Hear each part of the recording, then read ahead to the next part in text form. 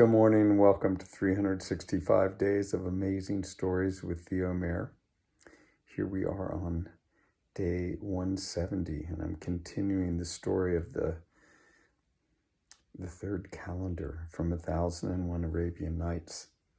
Now, he's had quite an adventure so far, and you might remember that he was able to escape the island that he had found himself on, where he had accidentally, and much to his dismay, killed that young boy, the son of the merchant. Now, it seemed that the mainland grew closer and closer, but in fact what was happening was the land was rising and the water was receding between the island and the mainland until only a small little patch of water remained, which he swam across, got out on the other side, and then trudged for quite a long time across this muddy expanse. Well, eventually he saw in front of him a copper castle, and when he got there, out from its doors came a man with, 10 young men. Old man with 10 young men, all of them blind in the right eye. They saw him and they greeted him pleasantly and invited him to come into the castle. And he was happy to do so because he had been without company and good food for such a long time. So in he went.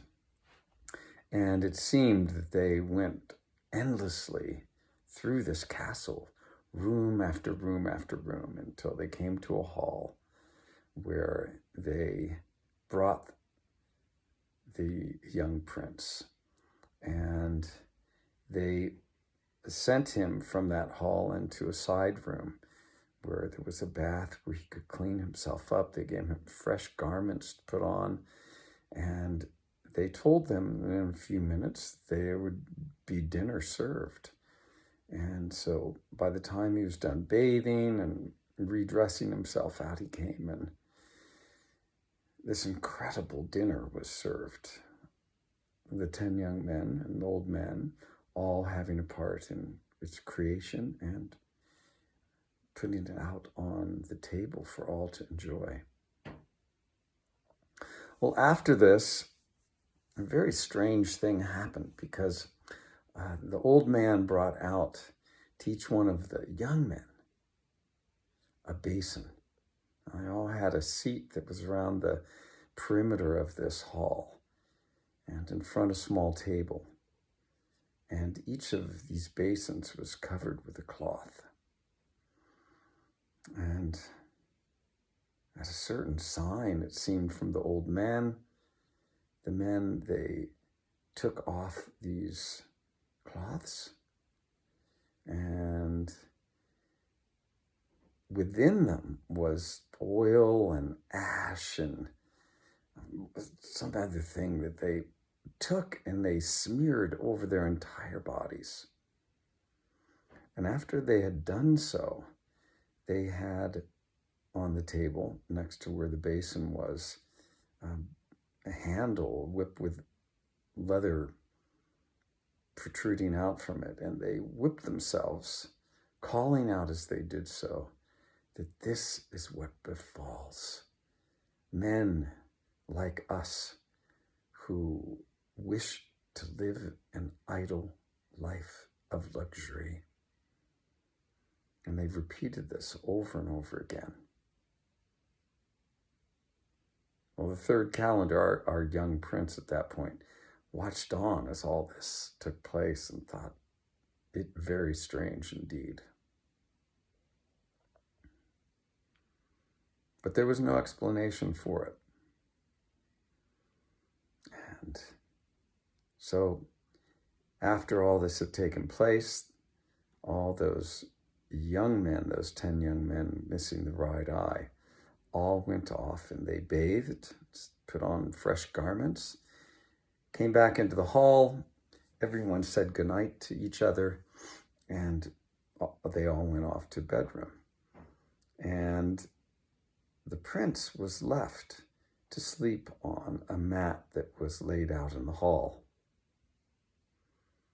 Well, in the morning, everyone came into the hall, breakfast was served, there was pleasant conversation.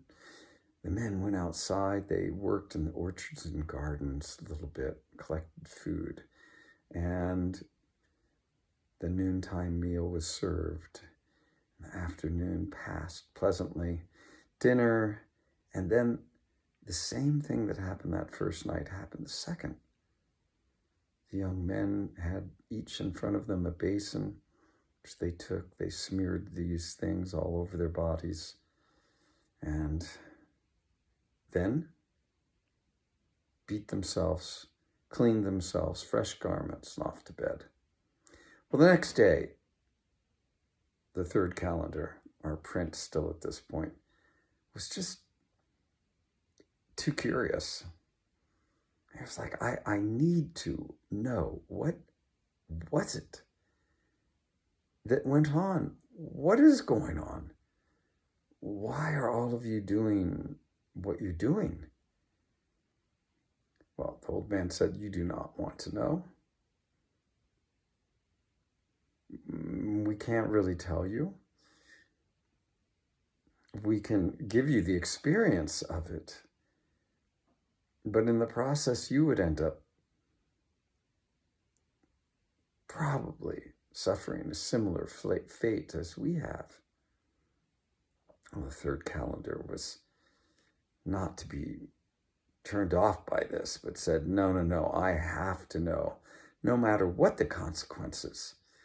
Let those fall on my head as they may, but I wish to know. What is it that has taken possession of you all to do what you do?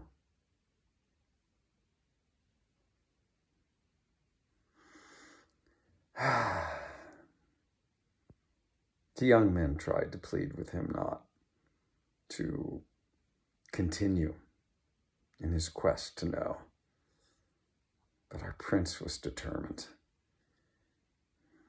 I said, fine.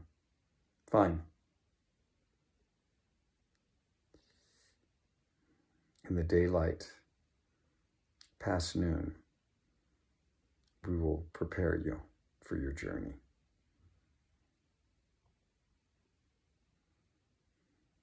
Well, Scheherazade stopped the story there.